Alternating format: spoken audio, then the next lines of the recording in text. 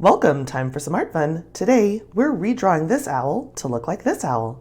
So stick around for some sketchbook storytime fun. I wanted to repaint this little baby in my Stillman and Birn sketchbook, just finishing it out for two reasons. One, hello, adorable baby owl, always a good enough reason to make a cute baby owl. But also I had run across its predecessor when doing my ginormous 3-part 20 filled sketchbooks in a year and a half sketchbook tour, which I'll link. And I saw this one and I had done the owl in my style for sure. And I'm doing it in my style again. But the background wasn't really my style. I had been watching a bunch of Leigh Ellexson art and I love her. She's amazing on YouTube.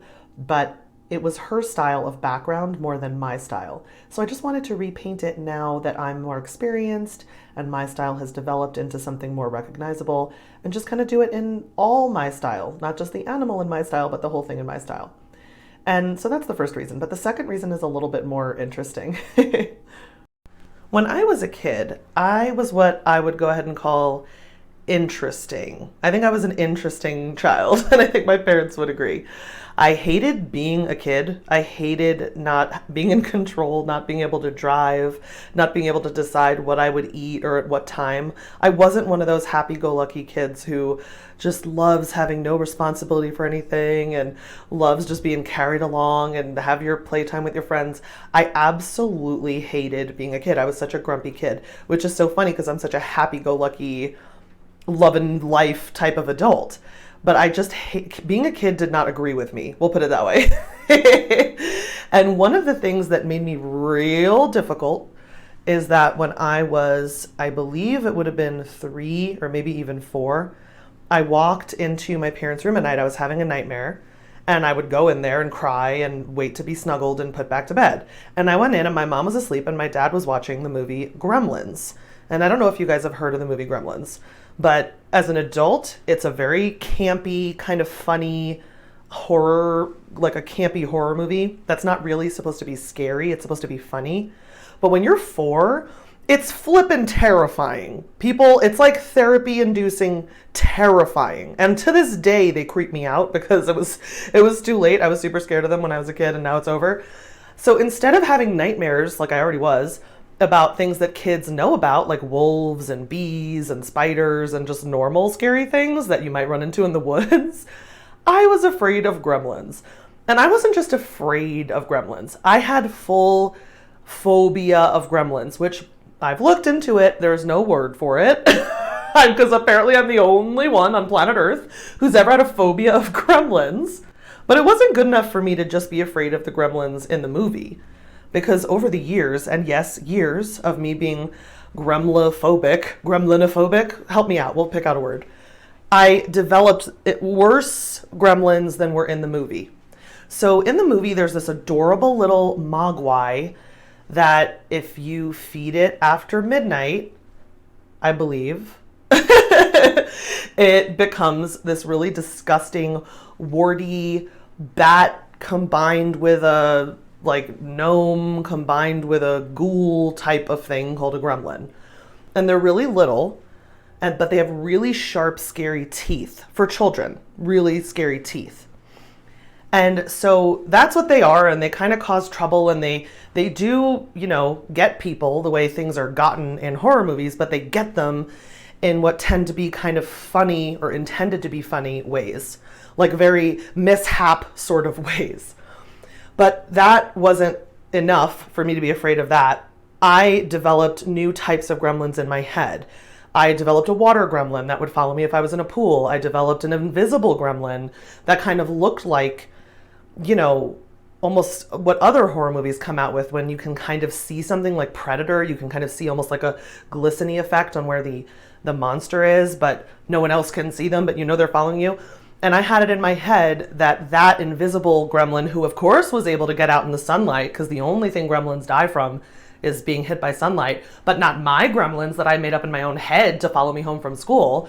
So apparently I would run home from elementary school, the 3 or 4 blocks from elementary school to my house, just running literally in full I'm escaping a murderer horror movie run. Do you know what I mean? Like a Muppet run, not a pretty, graceful, I'm out for a jog and I look so beautiful and refreshed and relaxed while I'm running, but like a help me, someone's trying to kill me, kind of like escaping an asylum run as a 5th grader. Yeah, apparently I was doing that every day, running home from school if I was alone. When my sister was still in the same school with me, because she was 2 years ahead, I might have been able to mooch a walk home with her, or maybe sometimes I would walk home with a friend who lived in the neighborhood. But if I was alone, trust me, I was getting stalked by a gremlin. At least one. At least one. So there were a ton of different kinds that I'd made up in my head. Gremlins were like the evil version of my imaginary best friend. It is very funny to think about it now, but it really wasn't funny. It really wasn't funny. It was so bad. I was in therapy for this. I had horrible, horrible nightmares until I was like 10 or 11 over these things. Every night I would wake up screaming at 2 or 3 in the morning. I had terrible night terrors. And the fact of the matter is I was afraid of other things, but it would all get funneled into gremlins. It became the thing that I was afraid of. And so my mom would have to come in and get me calmed down and maybe read me a story or tell me a story or sing me a song or basically just like tickle my back or pet my forehead to calm me down for me to go back to sleep. This was literally every night, I'm telling you. I don't understand why my mother didn't give me away. I would have been a full 10-year-old wrapped in like a gingham dress and like a bow and left on the doorstep of a fire station if that had been me as the mom. But no, she kept me. She didn't give me away. Bless her. She continued to do this nightly routine. She continued to get calls, I'm sure, from the neighbors saying, what is happening with your daughter? She's running, screaming from the elementary school all the way home. But I just was so terrified of him. And that's what happens if you let a little kid watch a scary movie that's just too scary for them. Sometimes that's what happens. So that definitely happened to me. And some of the things that made me feel better, my Nana, my grandma on my dad's side, got me this doll. Actually, I found out later that my mom had told her to get it for me, but she got me this stuffed animal. It was a giant stuffed bear with a bib and like a little hat, like what they used to have nurses used to wear, these little caps, like a mob cap, and a diaper in blue gingham, believe it or not. And the name of the bear was Bigsy. And Bigsy became like my night terror companion. As long as I had Bigsy, I did feel a lot better. They told me all the stories that Bigsy would protect me, and gremlins don't like bears, and so gremlins aren't going to attack Bigsy. And so I just slept with Bigsy literally, I still had Bigsy. He'd lost his diaper. Bless his heart. He lost his diaper at some point and he was indecent, but he did still have his bib and his mob cap was sewn on. So he had that.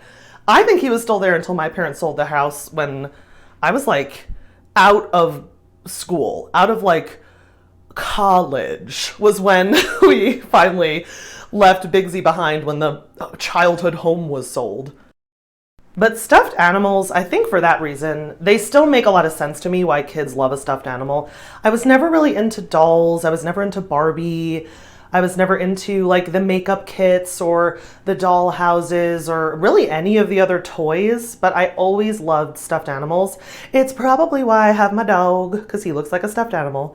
But it's also one of the reasons I love to paint fluffy, cute animals. They look like stuffed animals to me. I mean, look at this owl. And tell me this isn't a stuffed animal waiting to happen. Can someone please? I don't know how to do it. But if someone made this into a stuffed animal, I would totally still sleep with this in my bed. I would still have this stuffed animal somewhere. I don't now have any. I haven't had a stuffed animal in my like adult life as a married woman, but I would. I would. I just haven't. Instead, I just have Shih Tzu dogs and pretend that that's not a stuffed animal, but it totally is. So it's basically the same thing. He's so soft. He's so fluffy. He sleeps in my bed with me. He keeps the gremlins away. But when I see this owl in the tree, what I was kind of thinking was, this is what I would have loved to see if I had been fleeing elementary school and running for my life to get back home to the safe place of the front door. Because it was almost like tag in my head. If I was touching the front door, they couldn't get me. If every single part of my body was under the blanket, they couldn't get me. But if like a toe peeked out from the bottom of the blanket, they could eat it. You know, there were all these rules in my head. about what gremlins could or couldn't do, and I still remember them clearly. I'm reciting them now, decades later, I still remember. But if I'd seen this little fluffy owl in a knot in one of the trees on my way home, I feel like I could have slowed down and I could have said, oh, that's my friend. That's here to let me know it's safe.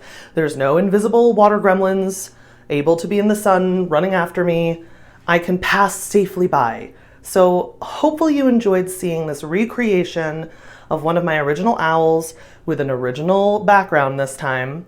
Hopefully you see how adorable and sweet and cute. Oh, I love this owl so much. I just love this owl. This owl represents childhood safety to me. And so if you enjoyed seeing this little baby come together, remember to like the video, leave me a comment if you enjoyed this, and especially letting me know which you prefer, original owl or new owl here. And until next time, remember, create something cute.